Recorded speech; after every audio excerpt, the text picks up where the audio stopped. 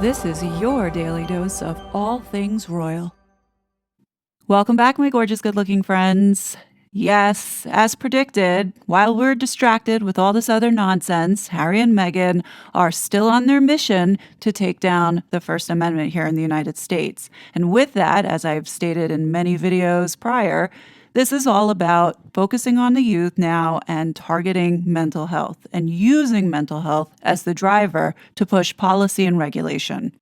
So Harry comes out yesterday on World Mental Health Day interviewing the author of The Anxious Generation, Jonathan Haidt. In this podcast, which Harry executes flawlessly, they have a conversation pertaining to the dangers and threat that is to our children now with social media. It's really important that we understand this military-grade censorship operation that Harry and Meghan are a part of and what they have been doing for the last 6 years in this psychological warfare and manipulation. What's really gross and predatory about people like Meghan and Harry is that they are targeting the youth specifically to be able to manipulate them into driving the policy changes that they want to see to gain more control and access to your data. It's not only Harry and Meghan who are in support of controlling the information that you're allowed to see and what you're able to say online. It's all the rest of the globalists who are trying to force globalism onto the world and this one world government versus, people who want to still have a sense of nationalism and, favor populism, which is not a bad thing. Populism puts a threat to the U.S. foreign policy. That's the problem. Now, before I move forward, I kindly ask for you to hit that like button to help me in my analysis now on YouTube suppression and censorship. Many of you have noticed that this channel has some funky things going on with it where people are being unsubscribed or they can't hit the like button or I'm not passing 111 and it's been like 3 months, as well as certain videos that talk about really important topics don't seem to be given visibility or being recommended, and even to the people who are subscribed to the channel, even being notified. So YouTube, I know that you're listening, and this video is about the First Amendment of the Constitution and is constitutionally protected speech.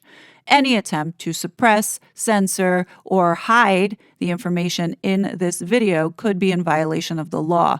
Section 230 may not cover here in this case if the moderation has been done in bad faith. All right, let's start with the really important stuff. Forget about this conversation for a second that Harry has with this author of the book, The Anxious Generation.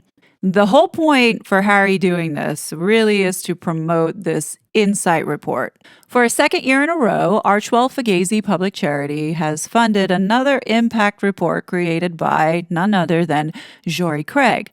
For those that don't know who Jory Craig is, she has been a part of this censorship industrial complex. She had been a fellow for the Internet of Strategic Dialogue in the UK. She also has been connected to the DNC, as well as she was listed and named in the Missouri versus Biden lawsuit. Jory Craig's pivot, along with Renee DiResta, has now been focusing on the kids, hence the reason why we're seeing this emphasis on going after the youth and targeting mental health as the driver to force policy and regulation on tearing down our First Amendment.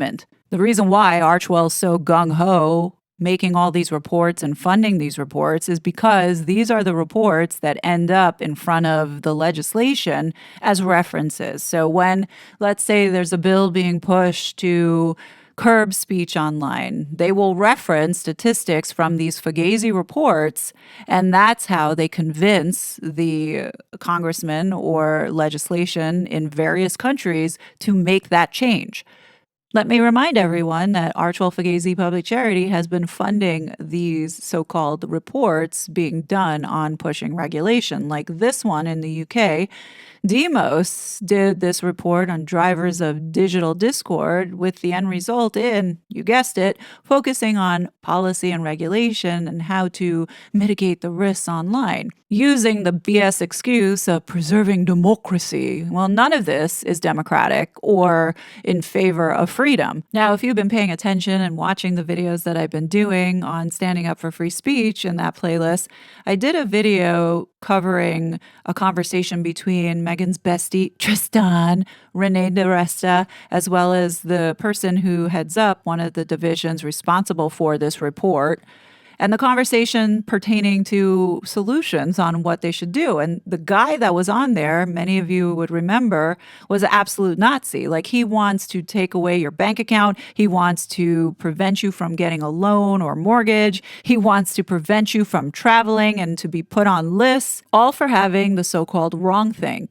or if not in line with the agenda and ideology that is being forced onto the masses. But getting back to this Fugazi report, what caught my attention that now confirms that Meghan and Harry are working for the U.S. government and state in doing their bidding to drive censorship worldwide and to control information are the locations that Harry and Meghan chose to do these insight sessions. We have Colombia, Georgia, and we're not talking Georgia, the state. We're talking about Georgia, the country next to Turkey, which is also another country that they chose to do this. Nigeria, Kenya, Jamaica, the UK, and of course, the United States. Now, if you know nothing about what Harry and Meghan have been up to and their alignment with certain groups and people, you would look at this list and think, well, yeah, United Kingdom makes sense as well as the United States because Harry and Meghan are from there. But you couldn't exactly explain Georgia, Turkey, India, Kenya, maybe Nigeria if you believe the lie around Meghan being 43% Nigerian. You begin to ask basic questions like, why didn't they choose Canada since they were already there this year in Vancouver? It's because outside of the United States and the United Kingdom, these countries are strategic to the foreign policy. So what people may not know is that the United States has a habit of controlling who gets into power in countries all over the world. We actually interfere with other government regime changes by backing the leadership that the U.S. wants to see in place. The reason why Harry and Meghan have been able to get away with all that they have been doing is because this current administration and the corrupt agencies have endorsed censorship. Now, I've talked about this now several times over, that there is a real fear of domestic populism growing amongst all of these countries, as well as the United States. Hence the reason why we're seeing this hard push to curtail speech and control the information that people see online. They do not want people to have voices that are opposing whatever agenda that they are pushing onto the rest of the world. And this is a fact. This is all about power and control with the United States, NATO, the EU, and the United Kingdom. They don't want internet freedom anymore because it's interfering with these regime change operations that involve covert influence. These countries that have been specifically mentioned in this report are heavily funded by the United States Agency of International Development, otherwise known as USAID, otherwise known as where the CIA funnels its money to influence other countries. As a result of the Biden regime and the corrupt agencies that are in place, endorsing censorship on the American people have been exposed. We now see this pivot, especially with the United States Agency of International Development, of which they now want to focus on rebuilding a safer online space, protecting the children and youth from digital harm. It's pretty clear that the Archewell Fugazi Public Charities Parents Network is built off of these key government strategies related to this protecting children and youth from a digital harm initiative. I will touch upon this framework a little bit more later on in this video. The point that I want to make here is just showing you that these are the things that our government is doing that Harry and Meghan are very much in alignment with, particularly the covert influence and manipulation by the CIA. Another diabolical organization is the National Endowment for Democracy, which is completely funded by the Department of State and acts as the U.S. government's white gloves. For the longest time has engaged in subverting state power in other countries, meddling in other countries' internal affairs, and inciting division and confrontation, misleading public opinion, and conducting ideological infiltration, all under the pretext of promoting democracy. National Endowment for Democracy is truly an evil organization. They carry out subversion, infiltration, and sabotage across the world. For those that don't know, National Endowment for Democracy is the implementer of CIA covert operations. So why is this important? Why am I talking about this particular organization? It's because of who Ned brought on in October of 2022 to be the chairperson of the World Movement for Democracy at this organization. This CIA/cutout chose Maria Ressa to join this World Movement for Democracy at the NED. And upon joining this movement, Maria Ressa has been advocating to take radical action to make technology work for humanity and to build a global public square that protects facts and promotes human rights above power and profits. Now, Maria Ressa should look familiar to all of you because, after all, she was with Harry and Meghan in Colombia, as well with the VP, Franny Marquez, in talking about how to keep the online world safe for our kids. So although it sounds like a noble cause to want to protect facts, you can't really take Maria Ressa seriously when she's collaborating with two of the biggest known liars on this planet. Obviously, it's not about delivering the truth or protecting the facts. No, this is all about getting the control back and being the gatekeeper on what people can see or as well as what people can say. Back in 2020, during the Time 100 interview that Harry did with Maria Ressa, she was very vocal about journalists being the gatekeepers and protecting those facts of information. Seen here also with Renee DiResta, who also was with the CIA. So folks, I am not a part of the aristocracy, nor did I graduate fashion school, but I can tell you this. Having 2 undergraduate university degrees as well as an advanced degree called a master's, I'm not an ignorant fool in saying that Meghan and Harry have ties to the CIA and our State Department. Like when you look at Meghan and Harry's alignment with the Biden regime, as well as Harry's relationship with NATO and the UN and the World Health Organization. And let's not forget the biggest fact of all. Look who Prince Harry's family is. His father is the king. We would be absolutely stupid to think that Harry has zero involvement here with our government, who has been actively trying to censor Americans. And even more stupid if we thought that the UK government and the king didn't know about what these two were doing here in the United States in the first place. I kind of want to know what William thinks about this because the Diana Award had been involved with these insight sessions, as it says here under the special thanks. The thing that I want to know is, if Meghan hates the UK so much because they're so racist, then why are the majority of groups that they choose to work with, like Five Rights and Global Girl UK, as well as the majority of employees that are working for this Fugazi public charity, from the United Kingdom? Throughout all the fluff within this report, only 14 and 15 are the pages that people need to be concerned about concerning the policy and regulation that they're trying to push. And that's what we need to look at. So as it says here, the way forward, despite the challenges associated with social media, young people do not overwhelmingly wish for its elimination. Instead, they are optimistic that regulations and policy changes can enhance their experience. Participants highlighted several key areas where they believe improvements could be made either proactively by platforms or in the form of regulation to ensure that the positives of social media outweigh the negatives.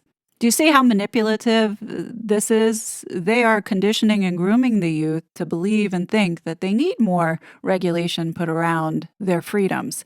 They don't know what the consequences will be long term because they are naive. They are impressionable. And making it sound like they are empowering them to seek for more policy and regulation as if they know what they need. The first bullet point that they have here is desire for greater control over content. It says here a significant concern among young participants is the lack of control over what they see online.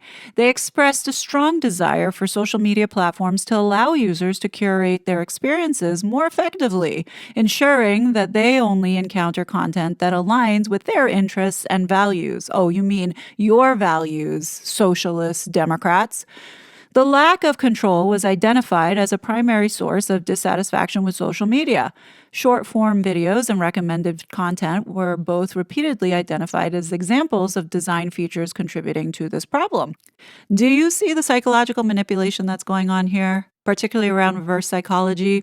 They are grooming the youth to think that they need someone to tell them what information they can see and not see based off of their interests and values, but it's not necessarily going to be their interests and values. These interests and values are going to be the interests and values of the government, as well as these satanic, evil people that are forcing this to take away people's freedom. Now, the next one I think is equally dangerous because they are essentially removing the role of the parent and leaving it up to the kids to make these decisions themselves. As it says here, rethinking age restrictions. It says most young people in our sessions said they accessed social media before 13 and reflect they felt this was way too young. While age restrictions are commonly suggested as a solution to the dangers of social media, as they did in last year's sessions, young people in this study expressed skepticism about their effectiveness.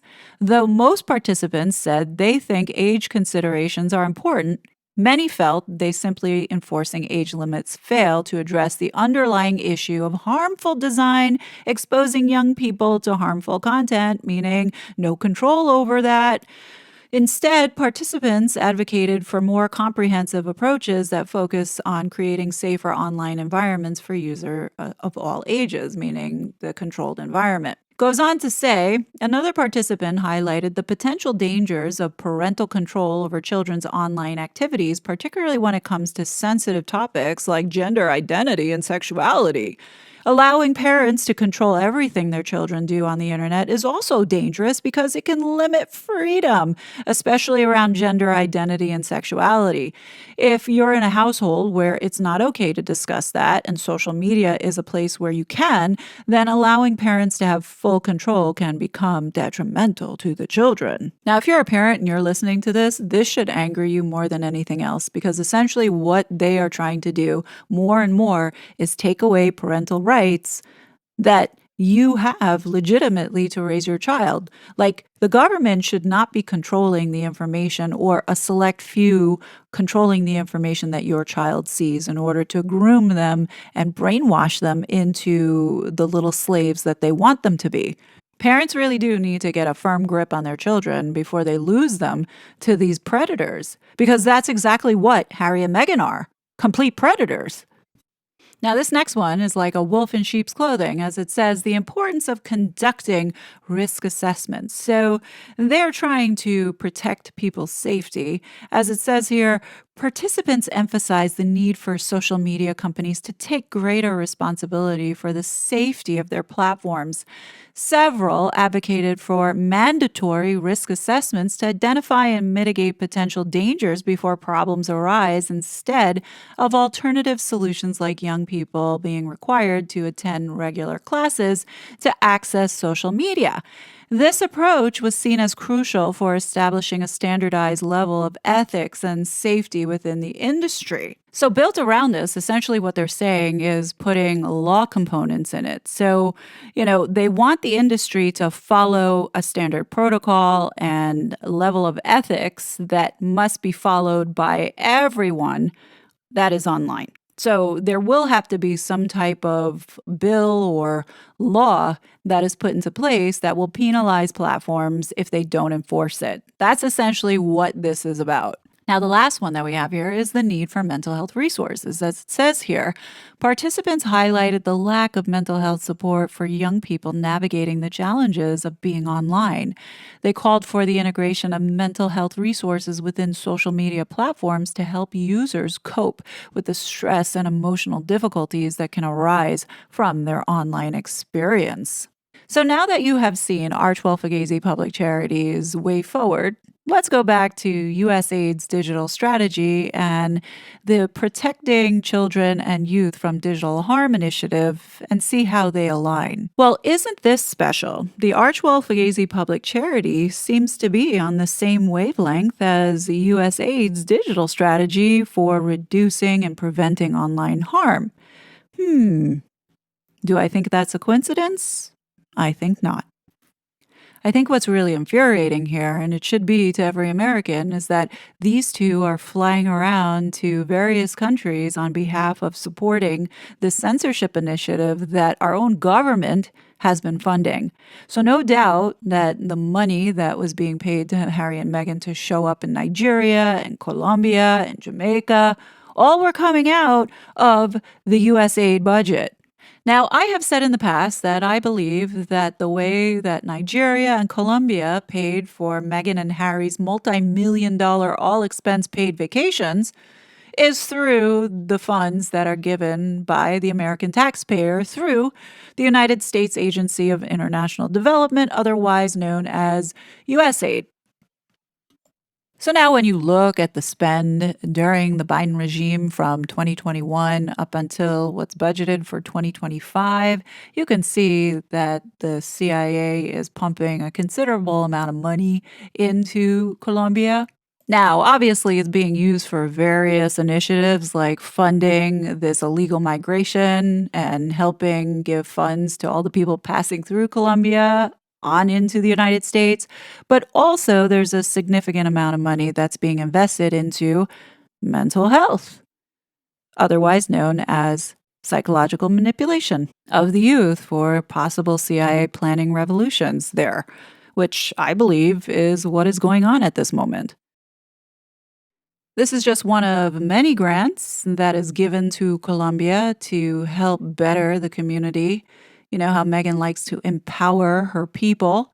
With all this money that's being pumped into these countries, you got to wonder, why are they still so poor and poverty-stricken? Could it be because so much money is being wasted on these globalist assholes like Harry and Meghan?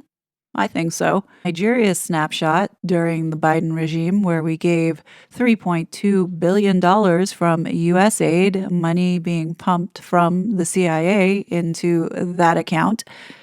And here you see another $3 billion being pumped into Kenya, coming from or being funneled from the CIA into the United States Agency of International Development. Kenya is considered a developing country, so why are we giving so much money to this country if they don't need it? Now, the reason why Harry and Meghan chose Kenya here as one of their locations to do these psychological manipulation insight sessions with the youth is because Kenya is one of those nations who is pushing back on this New World Order. And they are facing some difficulties pertaining to censorship. And just listen to Honorable Steve Mabogo from Kenya talk about what is happening to this power shift that's going on right now with the online world. I spoke about TikTok there's a plan to ban it, I think 3 weeks, a month ago. Just a week ago, you saw the motion being tabled in Parliament. In fact, the TikTok management went to defend themselves in the parliamentary committee. And that raises the question, why TikTok? Mm-hmm. Today, it is evident that the current regime or the current affairs of our government, be it political, social, economical, and all other factors, are not run by the government we elected. All the affairs of this country are being controlled by the West, specifically America and the European countries, the EU. We can see their hand in everything. It's evident in the economic field. We can see all the organizations, it's IMF, it's World Bank, we can see their hands everywhere. And most of these policies, you look at the policies they're implementing, they're policies that are not drafted here. I have an advantage because I have so many friends in the political class, even those in government. And when I speak to them, they all say, these are implementations that came from the IMF, they came from the World Bank, it came from European Union. So they're the people implementing all these things here. So if you want to know where a country is going, You have to look at the people setting the rules in the country. It's just like a home, Lynn. You see, the rules and regulations you place in your home will determine the future of your home. So the rules and implementation set in this country are set by the West. And if you remember, about 2 weeks ago, the House representatives in America passed a very crucial bill to ban TikTok in America. And immediately they passed the law. I think a day or two later, our Minister of Interior here was heard saying that TikTok is an app used to spread propaganda and it's a war machine. But you see, the problem is, as the famous politicians say, wajinga waliisha Kenya. The problem is that you and I will agree, we are all in all these platforms. I think TikTok is the most strict app when it comes to community guideline. Any small or slight word that defies the community guideline, you're blacklisted. And I think if you offend it 4 times, you get banned completely. Yeah. But if you dig deeper, you'll come to understand that there's a tug of war in the world today. There's a very big break between the East and the West. When I talk of the West, I'm talking of America and the European countries. And the East consists of the Asian countries and Russia. And when you look at this app, TikTok, it is fully a Chinese-owned app. When the motion of banning it in America started, the main issue was that the American government claimed that the Chinese government are stealing data, Americans' data, using the app. The moment you log in, they have your data, they can monetize it, and it's also a security threat. But even the other apps are doing the same thing. Any app you log into your phone, they have access to your data, your contacts, your details, your messages, your pictures, everything. They have all that. And they've always monetized it. But it comes to us wanting to understand, why are they so concerned? And that's where you go back to the drawing board and realize that there is a very big shift happening in the world. There is a very big agenda. And it's an agenda that very few are talking about it. Especially in this country, people are scared. They say we cannot talk about it. And that agenda entails what we call the New World Order. And one of their key implementation strategy is, they said, for us to be able to implement this thing, we have to control flow of information. So if you need to control information, it means you're the only ones who are supposed to set the narrative. So anywhere you need to take charge, make sure any opposing app or communication platform does not survive. And I think that is why TikTok is being fought in Kenya. Because the globalists have taken charge of this country. All these other apps are owned and controlled by these globalist companies. Name them, all of them. And I'm telling you, it's going to be a fight. We know how governments operate and how governments work. And once you hear the minister starting to suggest that direction, it means a bill is coming very soon. And I'm sure it's already there. I saw in the news the other day that TikTok management went to defend itself. So it's all about censorship, period. Okay. They don't want people, because it's only on TikTok where people are talking about this new world order agenda openly. In these other platforms, it's controlled. You'll speak about it, they will nab you. Okay. Or maybe close your accounts. But on TikTok, at least the conversation is ongoing and ongoing.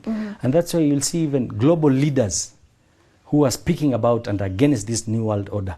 The only place you'll either find them is maybe on TikTok or maybe X. All right. But mostly on TikTok. So I think that is the main agenda. It's not that it's offended our president here or our government. No. In fact, the government of Kenya will be happy to let TikTok exist, because it is providing employment for the young people.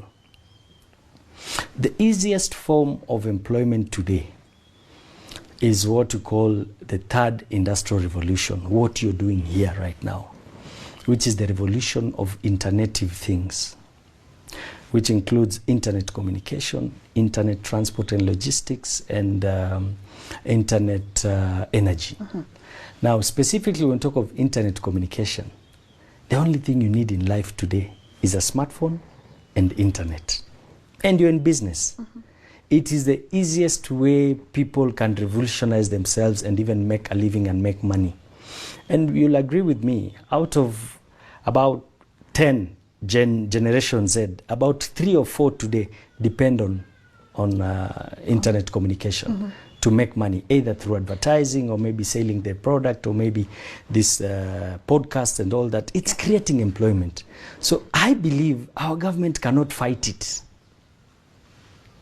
Our government cannot fight it. It is other forces that are fighting TikTok in Kenya. I really do hope that people get to see this video, but something tells me that it will be suppressed like the many others that are being suppressed by this platform. And this right here in itself shows you how dangerous censorship is and the need to control information, the flow of it. Like the fact that this stuff is happening and we can't talk about it because you get shut down is a problem, in my opinion. That means we are not free, and that means they are violating our inalienable rights if you're an American. So, this is something definitely to watch. And Harry and Meghan, even though they are making so much noise about nonsense, they are behind the scenes quietly meeting the right people and doing what they have to do for this agenda. This is one of the problems that I have. I mean, we're both dads. These apps have been specifically designed to hook and keep children online for as long as possible. That's right. Mindless scrolling. And during that scrolling, they have content that is pushed to them, content that they wouldn't otherwise go looking for, to keep them online for longer. And some of that content ends up suggesting suicide. That's right. You see, this is what makes Harry look like a real jackass. So, of course, he's got to throw in there and saying, well, this is the problem, that I face as a dad. Well, first off, Harry, you have 2 invisible children that you're never with. And then on top of it, you mean to tell me that you're allowing Archie and little Betty to be scrolling and going through the internet on social media? The thing that really rubs me the wrong way about all of this is that there are people out there willing to sit down and take Prince Harry seriously on the topic of mental health. Is it because he is a prince? Is it because they got paid a certain amount of money? Is it because they just don't know the other side to it and what he has been doing with his wife in reciprocating that online hate, causing people harm? Now, I listened to this full interview, and I think there are a lot of things that this author does say that make sense, such as your kids should not have a smartphone until getting into high school. They need to be a little bit more mature. Sure, give them a phone that only has calling capabilities to have in emergency purposes, but they don't need to have, a full out computerized phone to where they can be scrolling 24/7, Also, looking at social media, I agree. You shouldn't be able to have a social media account until you're 16 or mature enough to be able to handle it. At the end of the day, and at the end of this conversation, it really boils down to driving and pushing policy and regulation. This has always been the position that Harry and Meghan have taken. Now, not so overt, but using the kids as the excuse to do it. And this is what the CIA and the Pentagon, as well as the UK and all these other governments who are trying to push this one world government is trying to do now. They're very hard to find. Well, that was the point I was getting at, was the fact that these companies can't find any young people to come out and speak like that. And the kids that we speak to, yes, of course, there are benefits of being connected online, but the harm that's being caused, and they recognize it as well, and they want to be part of the conversation. They want to be part of redesigning these tools and having safety at the central part of it. How hard is that to actually do? Can they actually be fixed? Can they be changed? Meta has shown very little sign of being willing to change. They did just improve some features on Instagram. That's at least a step forward. But their business model commits them to grabbing eyeballs and never letting go. But there are many companies out there. I've been talking with Pinterest, the CEO, Bill Reddy. They just, on their own, they cut off the social features for kids under 16. They said, come to Pinterest. look for patterns, look for ideas. You're welcome to come look around. But no, we're not going to let strangers talk to you when you're 14 or 13. So companies can do this. Tech companies, some are behaving responsibly. It's really Meta, TikTok, and Snap are the three that own our children's childhood and that I think are behaving irresponsibly and that really aren't going to reform unless they're forced to by legislation or by massive parent outcry. Optimism. I'm extremely optimistic. Let's be optimistic. Where is the optimism? Where is the hope? And where is the guidance? You have 4 rules in your book. Feel free to touch on those as well. So in my book, I propose 4 norms by which we break out of these collective action traps. And if we work together, it's actually easy to do. If you're the only parent who's not giving your kid a phone, it hurts. And it hurts your kid. And your kid is lonely. But if you can get a group to do it with you, well, then actually, it's much easier and more fun. So the 4 norms are no smartphone before high school, no social media before 16, phone-free schools, and far more independence and free play in the real world. And those 4 norms, if any town or school or community that does those, I guarantee you're going to see improving mental health within 2 years because we know these things work. We know phone-free schools make kids have more friends. They like school more. They're happier. We know that kids who get a smartphone really early turn out more depressed and anxious, more mental illness than those who got it later. So we know that these work. And I'm hopeful in the UK and Australia, you've got a lot of good legislation coming out. So I'm hopeful that if Australia, the UK, the EU are pushing for changes, ultimately, Meta and Snap and TikTok are going to have to make changes. But again, the optimism and hope piece that you're talking about and that I recognize is the fact that more and more people are standing up to these companies, parents included, parents mostly, and saying, no, this needs to change. Not with my child. That's right. This needs to change, and it is changing. And that's really the key. We're in a new era of networks. And the few companies that figured that out first got there first and took over our child's attention. They're very hard to dislodge now. But people connecting, and I got to say, especially mothers, there's a ferocity among mothers that I'm seeing.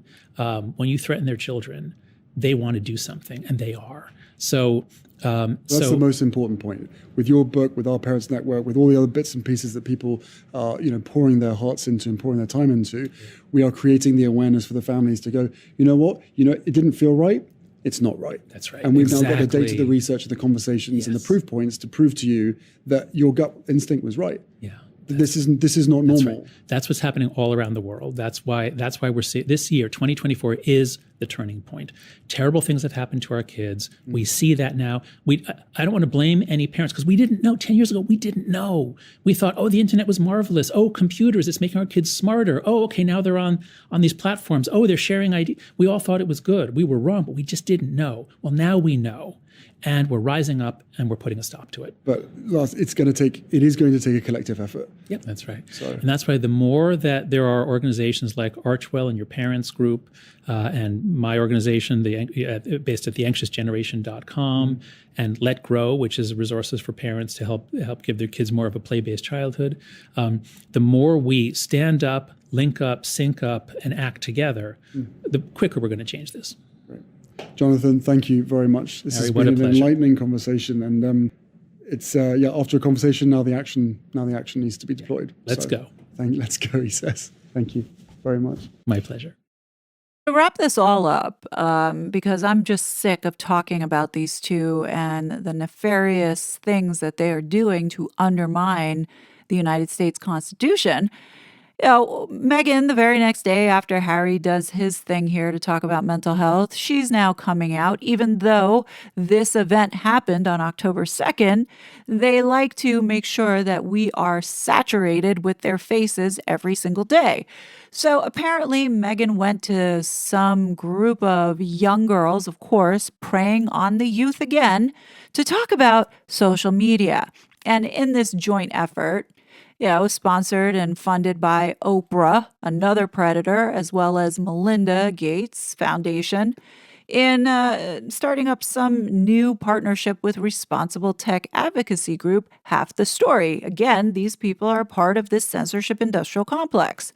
So in this little get-together with Meghan and these tweens, They did an activity where Meghan talked through a bunch of scenarios, of which she talks about being one of the most bullied people in the world. Again, doubling down on this narrative, not talking about how she's bullied so many people.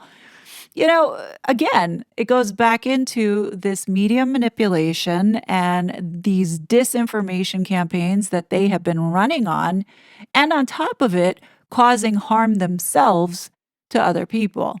This is what needs to come out. And the only way that this is going to get to come out, because the media is so controlled here, is to get Meghan and Harry in front of Congress to answer for the civil rights violations that they have been inflicting on people for the last 6 years. That is where I see this coming to an end, because their involvement not only with the youth and the preying on them, but it's also with the censorship industrial complex and the various government entities that are involved in doing that. And that's what needs to really come out. Look, I know that we're sick to death of seeing and hearing about Meghan and Harry. Believe you me, I never want to see their faces again after all of this is said and done. But right now, it's important that we do pay attention to the things that they are doing, because they are on this mission to take away our rights, which is our freedom of speech, our freedom of thought, and to be able to control the narrative. And I'm sorry, but as a Christian, we are taught not to lie. And I will not fall in line with going along with these lies that we're being told. No. Why should anybody trust these two? And why should children nonetheless trust these two? The danger that they pose to this society is enormous when it comes to the things that they are involved with, which will come out at some point. But in order for us to get there, for it to come out, is we have to continue to keep talking about it. As hard as it is to continue to keep doing it, we have to do it because of what is at stake and on the line. I'm sorry, but I will not go down without a fight for my rights here in this country. And I'll be damned if we have this washed up prince here getting away with it and being allowed to do it. It is criminal in what he's doing. But you know where I stand with this. Anyhow, definitely let me know your thoughts below. As always, I will be back with more content. But until then, please be safe, and I'll talk to you later. Bye. Such a fraud.